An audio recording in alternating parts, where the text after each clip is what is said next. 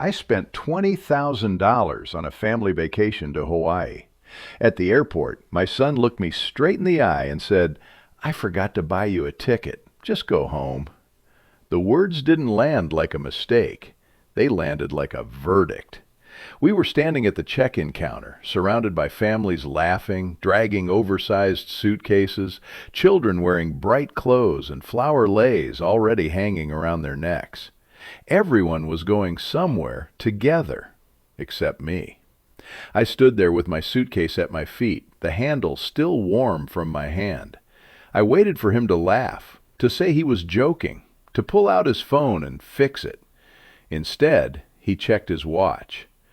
"I gave you $20,000, I said quietly, "for all of us." "I know, Dad," he replied, already half turned toward security. "And we appreciate it, but boarding's about to close." That was the moment I understood this wasn't an accident. This wasn't forgetfulness. This was a decision. My family walked away while I stood frozen in the middle of the terminal, feeling smaller than I ever had in my 68 years. People brushed past me. A child bumped into my suitcase. Nobody noticed. That's how easy it is to disappear when your usefulness ends. At first, I felt embarrassed, not angry, not yet, just deeply ashamed, like I had misunderstood my place in my own family, like I had overstepped by assuming I belonged.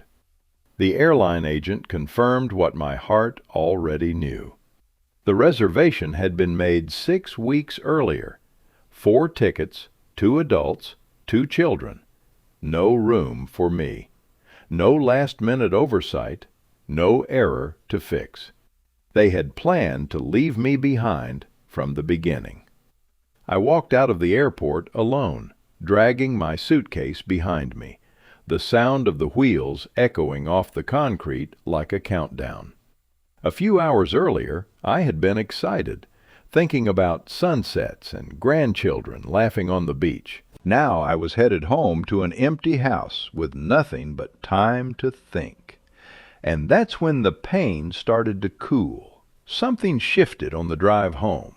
Not sadness, not self-pity, clarity. I thought about every check I had written without question, every bill I had covered quietly, every time I told myself, "That's what fathers do." I had believed loyalty ran both ways. I was wrong.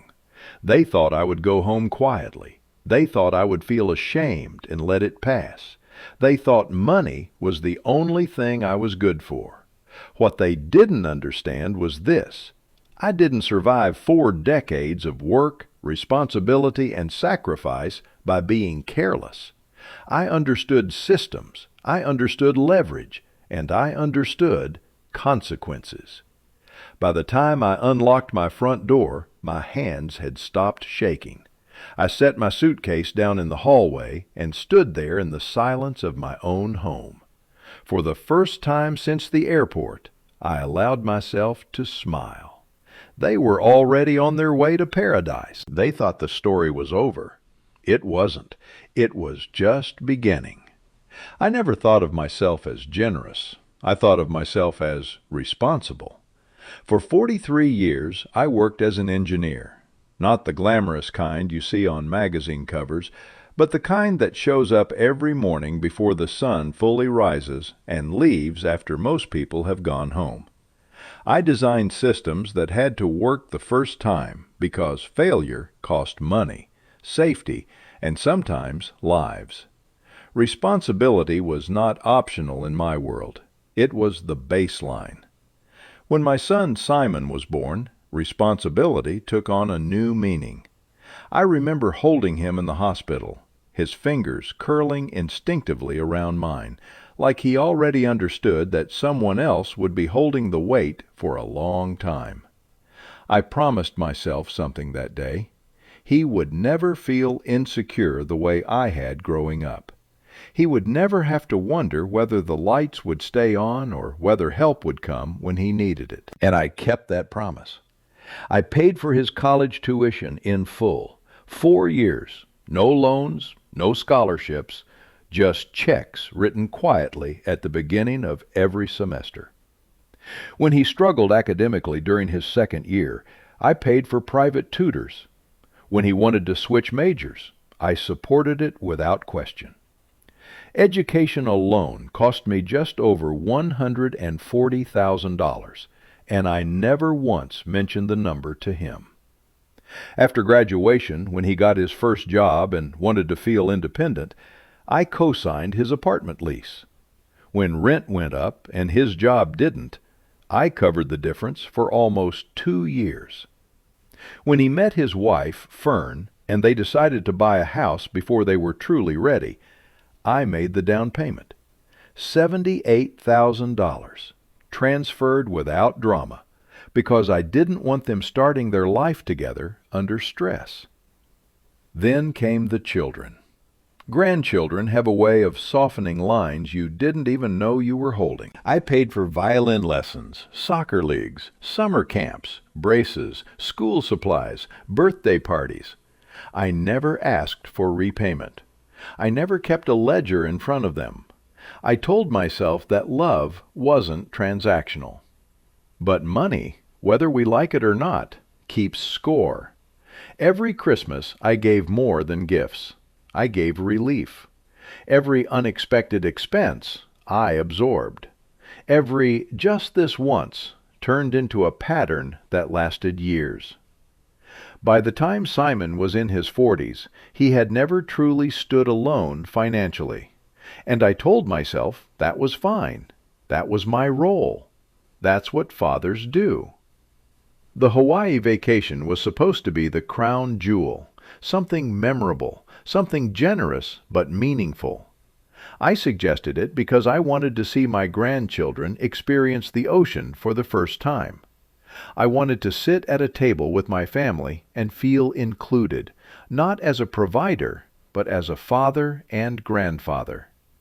Simon was enthusiastic immediately.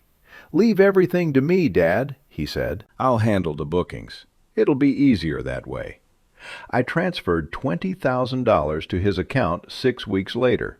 No contract, no receipt requested, just trust. The kind of trust that only exists between a parent and a child. Looking back, I see how cleanly the pieces fit together, how effortlessly generosity became entitlement, how years of quiet sacrifice trained him to believe money appeared when needed, without cost, without consequence. I never bought expensive cars. I never chased luxury. I lived in the same house for over 30 years. I invested steadily, carefully. I planned for retirement not because I wanted comfort, but because I didn't want to be a burden. Ironically, that discipline became invisible to the very people it supported.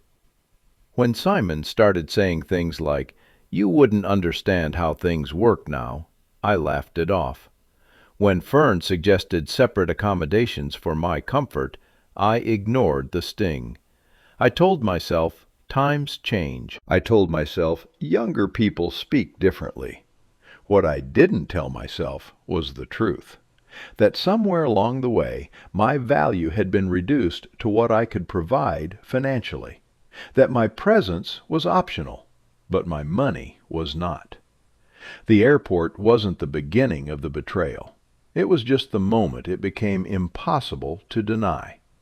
Every dollar I had spent was given with the belief that loyalty mattered, that family meant mutual respect. I didn't expect gratitude, but I did expect decency. Standing alone after they left for Hawaii, I realized something painful but necessary. Sacrifice without boundaries doesn't build love. It builds expectation. And expectation, when unmet, turns quickly into contempt. I had spent decades building security for my family, never imagining I would need to protect myself from them. That realization hurt more than the humiliation at the airport ever could. Because it meant the foundation I thought was built on love had been resting on something far weaker.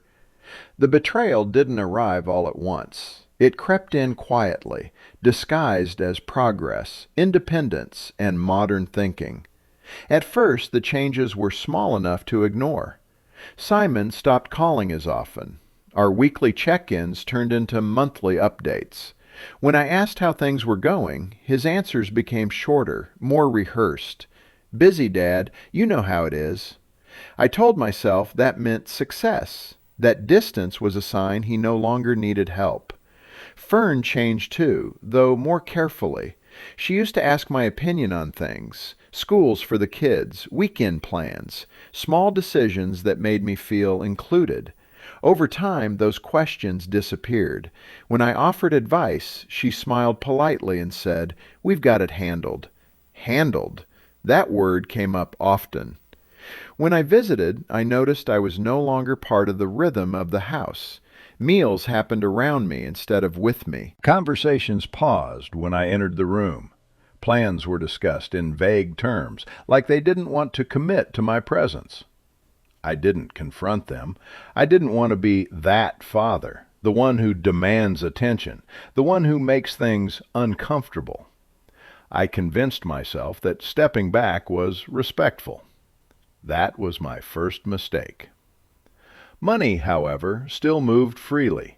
Whenever something came up, a medical bill, a school expense, a shortfall at the end of the month, Simon knew exactly how to ask. He didn't beg. He assumed. "Can you cover this for now, Dad? I'll pay you back, just until things stabilize." Things never stabilized. The more I gave, the more comfortable they became taking. And the more comfortable they became taking, the less they felt obligated to explain. That's how entitlement grows. Not through cruelty, but through silence. The vacation planning showed the pattern clearly, though I didn't recognize it at the time. Simon insisted on handling everything himself. Flights, hotels, activities. "You've done enough already," he said, smiling. It sounded thoughtful. It wasn't. Fern suggested I might want quieter accommodations. "The kids can be loud," she said gently. "You might want your own space." Space from whom? My own family. I nodded and said we'd figure it out later. Later never came. There were other signs, subtle ones, the kind you only connect after everything collapses. Simon stopped making eye contact when money came up. Fern answered questions meant for him. They spoke about the future using language that didn't include me. "When we take the kids back," not "when we all go." Still, I told myself I was imagining it. I wanted to believe that decades of sacrifice had earned me more than tolerance. I wanted to believe love outweighed convenience. The truth was harder. They didn't resent me. They didn't hate me. They simply no longer considered me necessary. I was useful. That was all. The final weeks before the trip felt strangely hollow. Excitement existed, but it wasn't shared. I was informed, not included. Updated, not consulted. When I asked for flight details, Simon waved it off. "I'll send everything soon." He never did. By the time we reached the airport, I already sensed something was wrong. The distance, the impatience, the way Simon walked a few steps ahead of me instead of beside me. That's the thing about decay. It doesn't announce itself. It waits until the structure collapses, then pretends it was always obvious. Standing there later, watching them disappear toward security, I finally understood the pattern I had refused to see. I had taught my son that my boundaries were flexible, that my feelings were secondary, that my role was to support, not to belong. I mistook endurance for strength.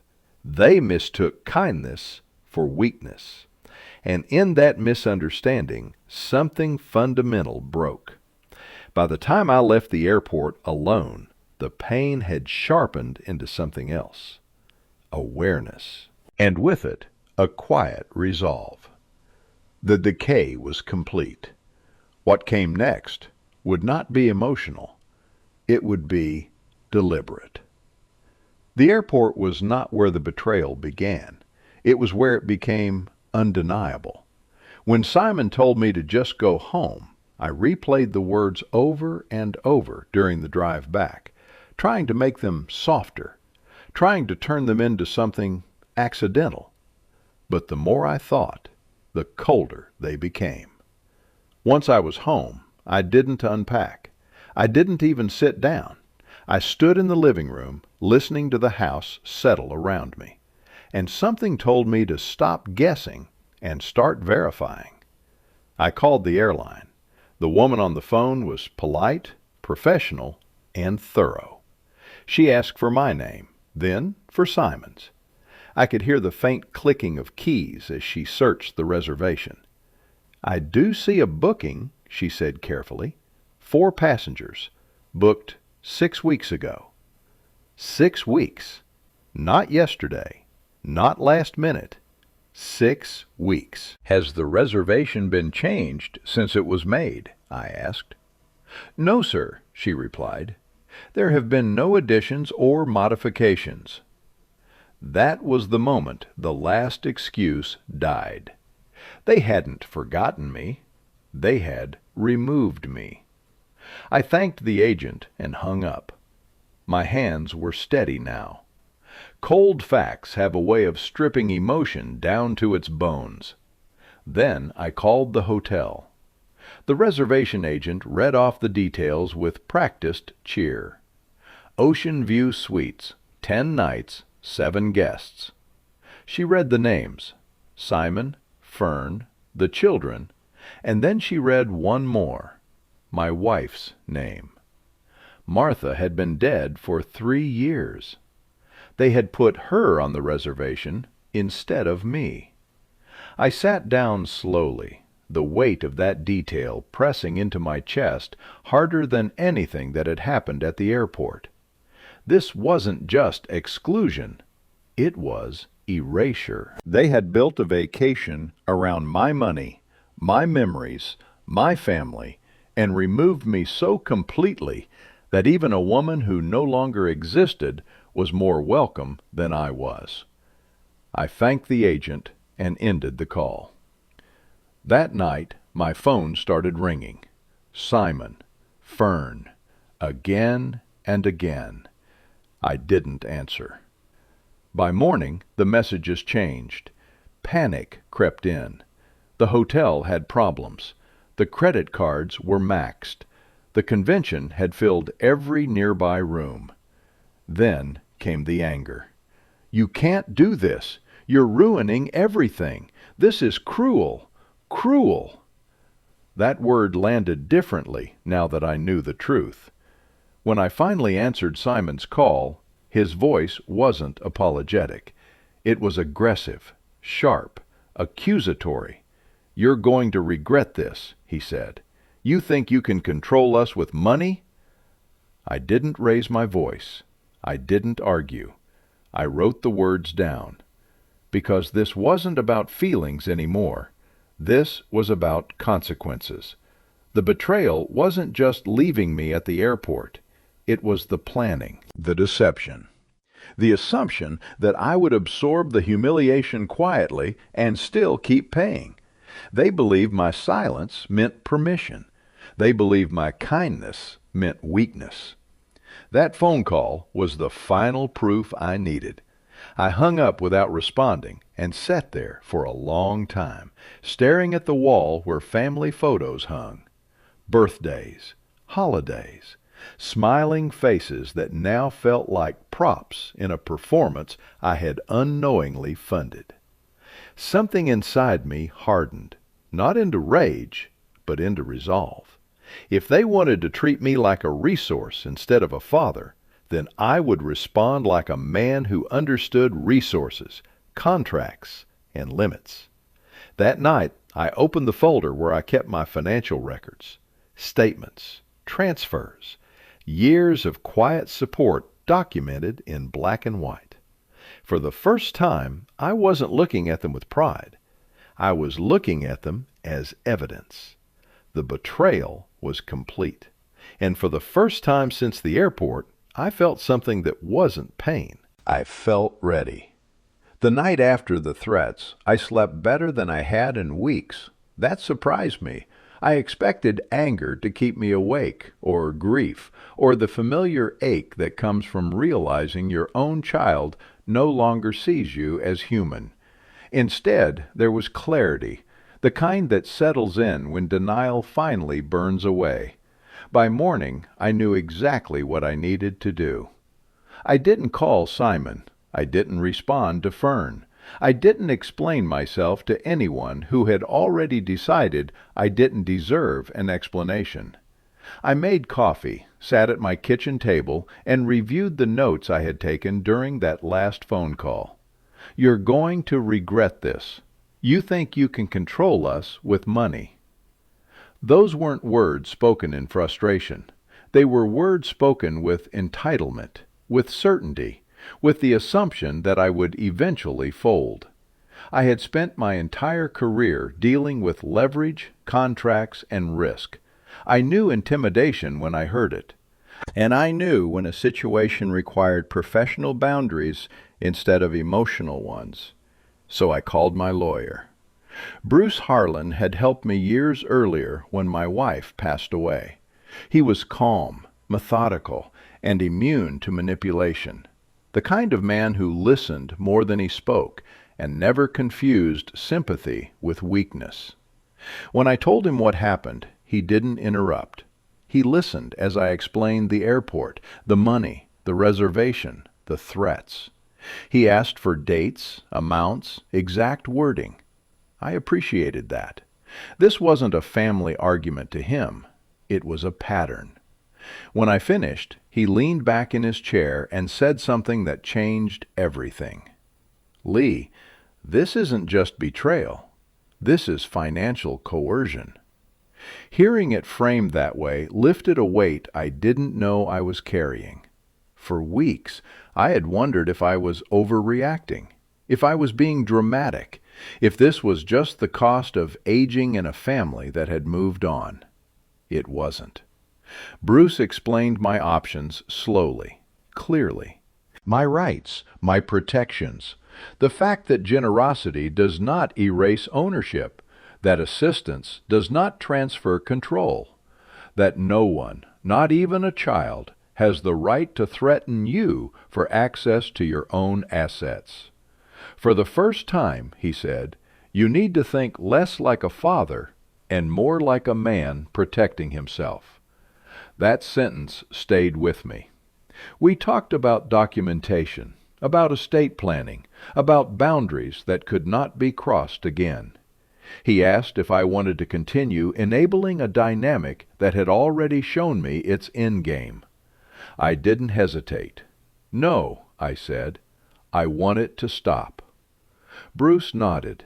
Then we do this cleanly, legally, permanently. When I left his office that afternoon, the world looked different. Not lighter, not happier, just sharper, more honest. For decades, I had told myself that love meant absorbing discomfort, that sacrifice was noble even when it went unacknowledged, that keeping peace was worth personal erosion. I was wrong. Peace built on fear of conflict isn't peace, it's surrender. That realization was painful, but it was also empowering. I wasn't reacting anymore. I was choosing. The betrayal had stripped away illusion. The threat had clarified intent. And the law had given me a path forward that didn't require yelling, pleading, or humiliation. Justice didn't need drama. It needed structure. And for the first time since the airport, I felt something close to relief. Once I understood the rules, I stopped speaking. That was the most difficult part for them to comprehend. For years, my silence had meant patience. It had meant forgiveness. It had meant that eventually I would step in and fix whatever problem they created. This time, silence meant something else entirely. It meant preparation. I didn't argue with Simon. I didn't defend myself to Fern.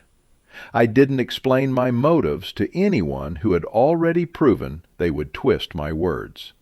Instead, I focused on the mechanics, the structure, the quiet steps that turn intention into outcome.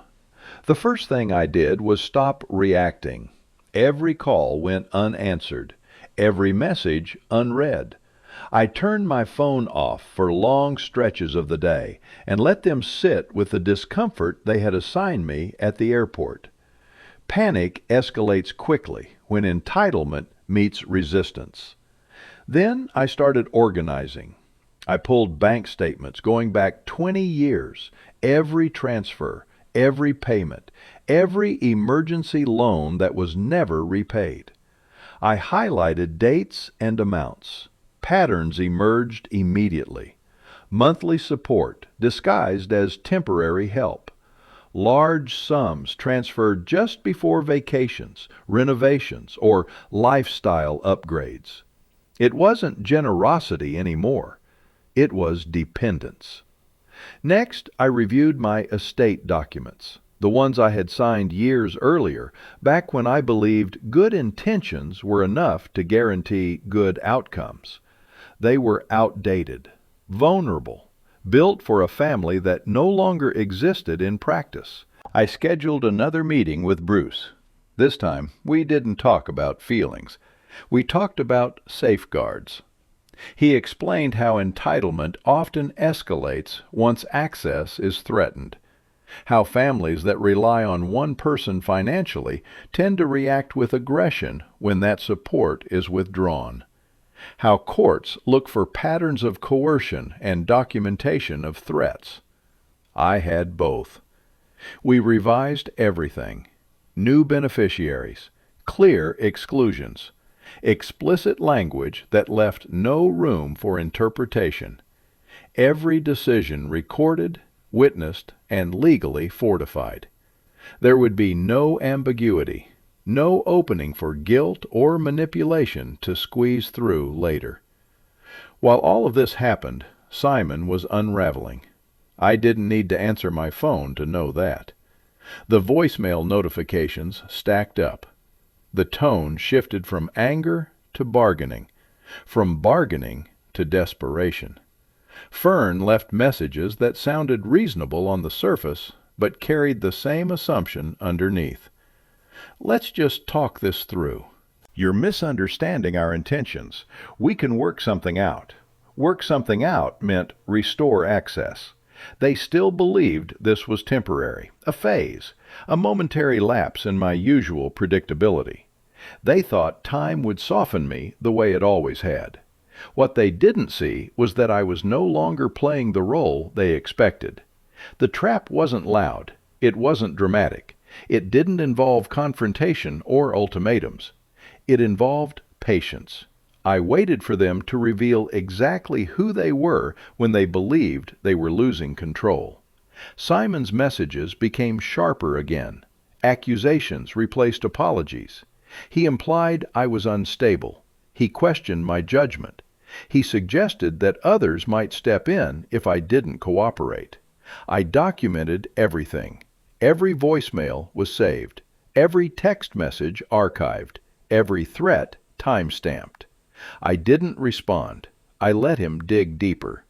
People show their true character when they believe the mask is no longer necessary. The deeper he went, the stronger my position became. By the time the legal documents were finalized, I felt no hesitation, no guilt, no second guessing. The process itself had answered every lingering doubt. This wasn't punishment, it was protection. The silence wasn't cruelty, it was discipline. They had mistaken my restraint for passivity. They believed that because I never raised my voice, I had no boundaries. They were wrong. The trap was set the moment I stopped trying to be understood by people who never intended to understand me. All that remained was timing. And timing, like everything else that mattered, was now entirely under my control. They thought they still had time. That was their greatest mistake. From the outside, it probably looked like I had gone quiet out of confusion or fatigue, that I was overwhelmed by the conflict and retreating into myself, waiting for someone else to resolve it. Simon had always relied on that version of me, the man who eventually smoothed things over so everyone could move on without consequences. He underestimated how much certainty silence can carry. The messages continued. Not apologies, not accountability, but pressure disguised as reason. Fern's voice softened, carefully measured, as if tone alone could rewrite history. We don't want this to turn ugly. This isn't good for the kids. Let's be adults about this. What she meant was simple. Give the money back. Restore the arrangement. Pretend nothing had changed. Simon's approach was less subtle. His texts came late at night, short and sharp. He accused me of ruining the family.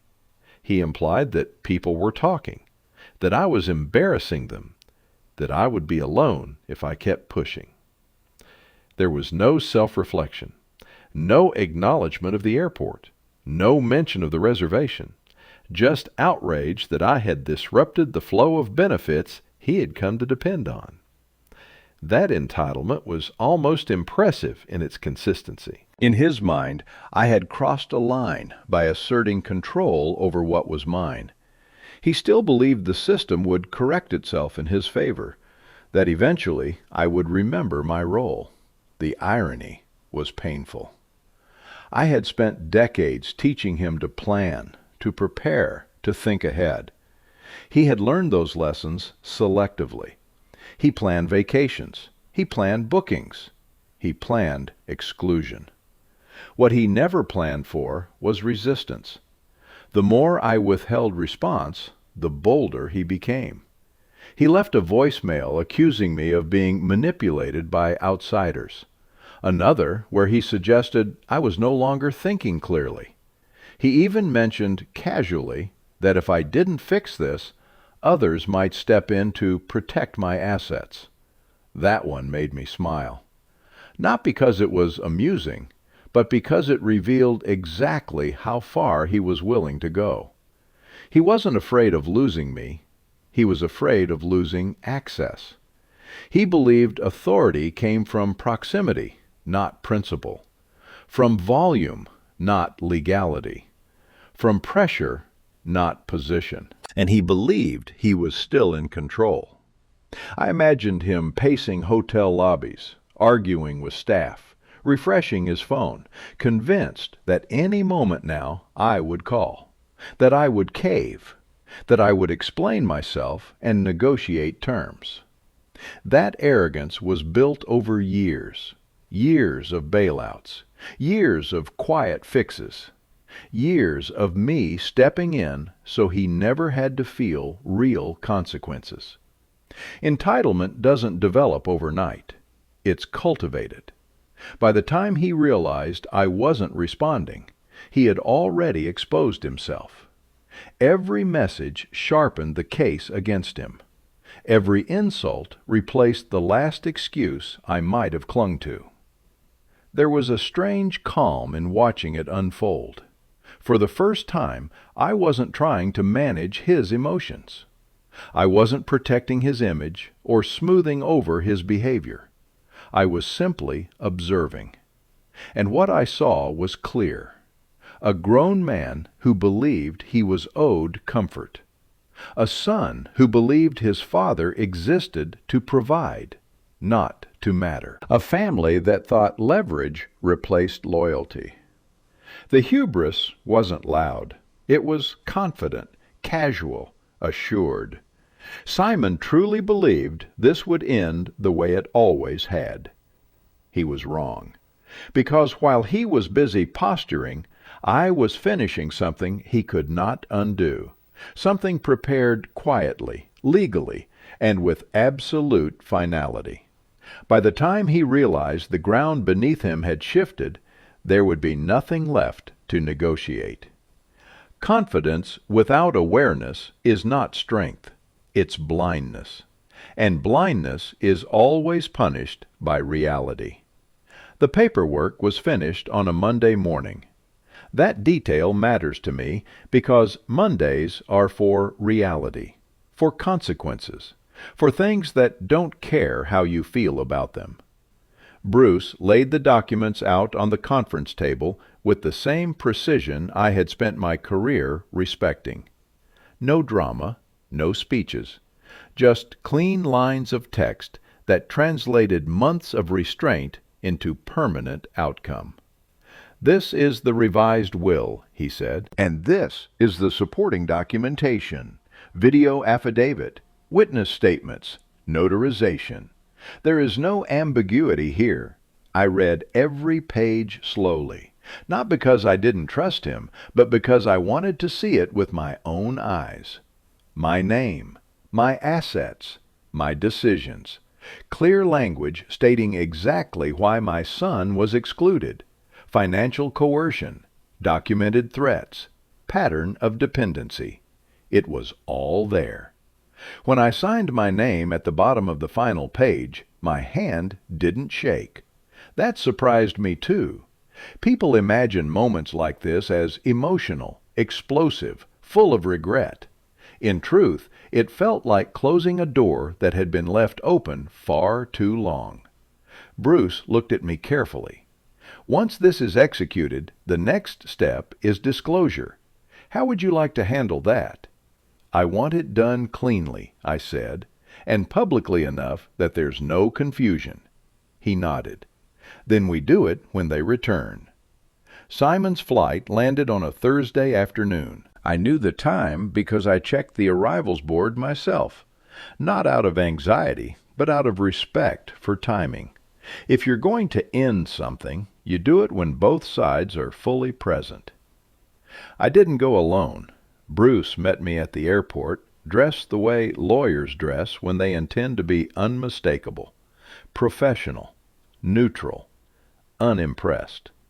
We stood near the exit from baggage claim, not blocking traffic, not hiding either. I watched families reunite, children running into waiting arms, laughter, relief. Then I saw them.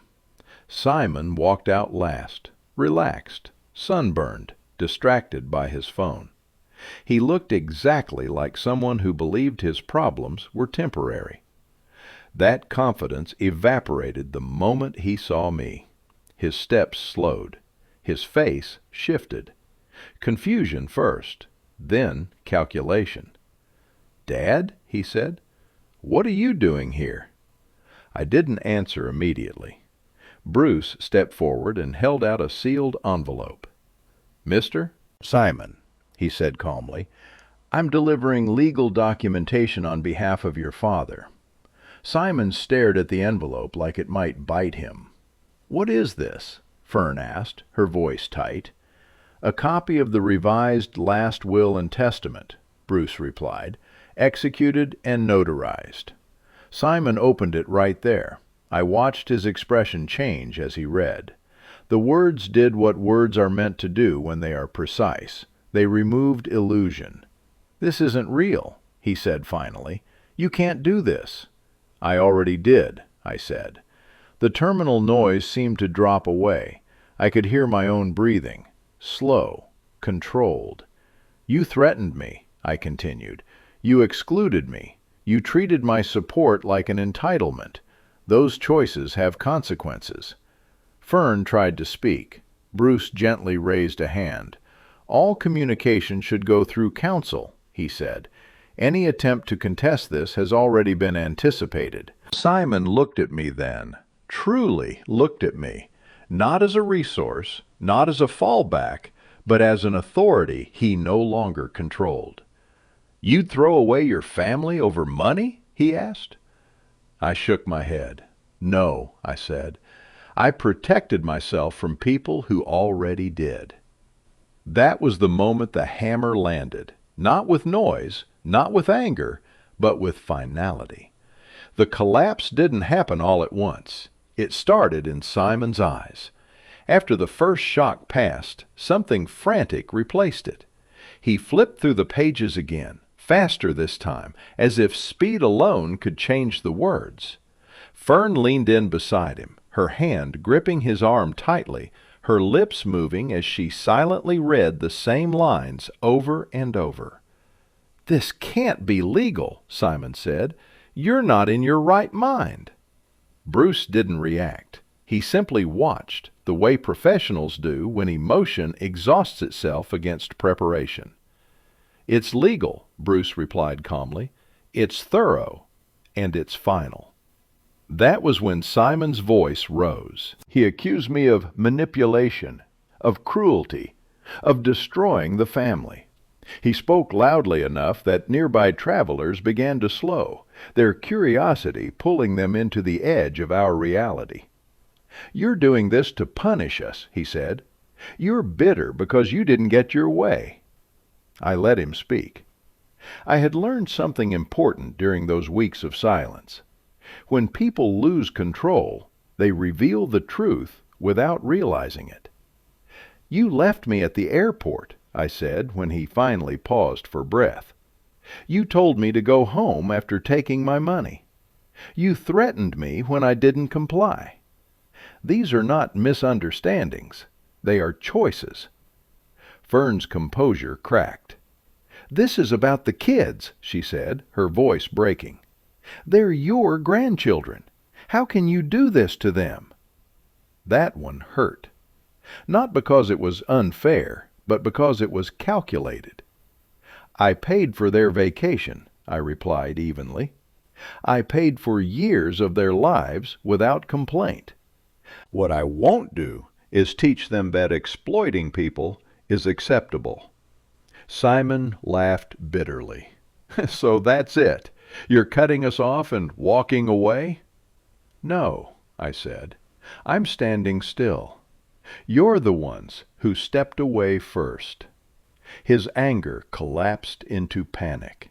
He asked about the house, the accounts, the future, questions he had never bothered to ask while he believed access was guaranteed. Fern started crying quietly, the kind of tears that come from sudden instability rather than regret. Bruce stepped in again. "Any further discussion should be handled through legal counsel," he said. "Public confrontation won't change the outcome." That was when Simon realized something crucial. There was no argument left to make, no apology he could offer that would restore what he had already destroyed, no threat that could force compliance, no leverage he could apply without exposing himself further. The terminal announcements resumed their normal rhythm. Flights boarding, passengers reuniting, life continuing around us as if nothing monumental was happening. Simon stood there, holding the papers that confirmed his future had changed permanently. His entitlement had finally collided with consequence. He looked older in that moment, smaller, not because I had taken something from him, but because he had lost the illusion that he was untouchable. I didn't feel victorious. I felt resolved. When we turned to leave, he didn't follow. He didn't call after us. He just stood there with Fern, staring at the pages as if they might dissolve if he looked long enough. They didn't. Outside the terminal, the air felt different, lighter, not because the situation was easy, but because it was finished. I had faced the collapse calmly, without shouting, without pleading, without shame. And for the first time since the airport, I knew something with certainty. I had not lost my family that day. I had reclaimed myself. Peace didn't arrive all at once. It came quietly, in small moments I hadn't allowed myself to notice for years.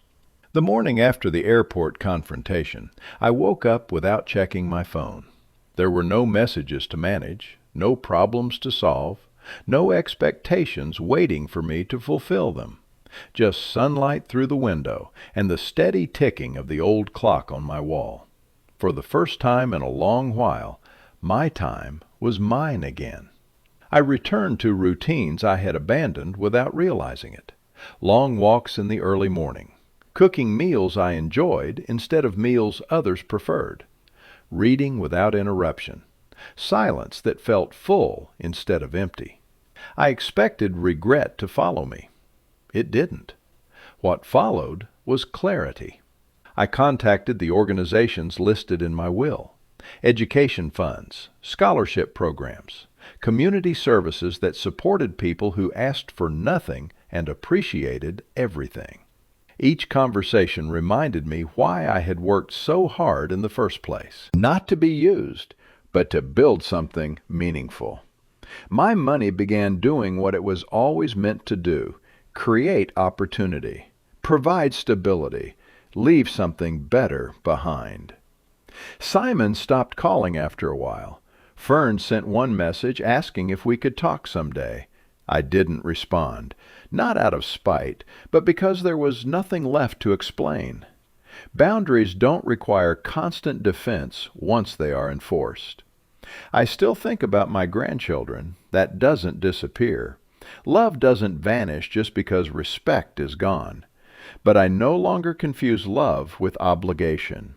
If they grow up learning accountability instead of entitlement, perhaps this will serve them in ways inheritance never could.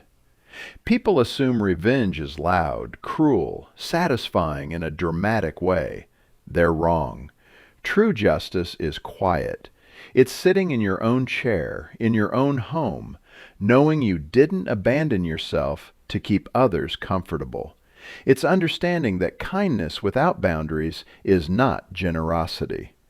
It's weakness disguised as virtue. I gave freely for decades. I don't regret that. What I regret is believing that sacrifice alone would earn respect. It doesn't. Respect is taught through consequence. If there's one thing I want others to understand from this, it's this: you are allowed to protect yourself, even from family, especially from family, when they forget your humanity. You don't owe anyone access to your life simply because they share your blood. Love can exist without permission to exploit. I didn't lose my family. I lost the illusion that I needed to be diminished to belong. And in its place, I gained something far more valuable: peace.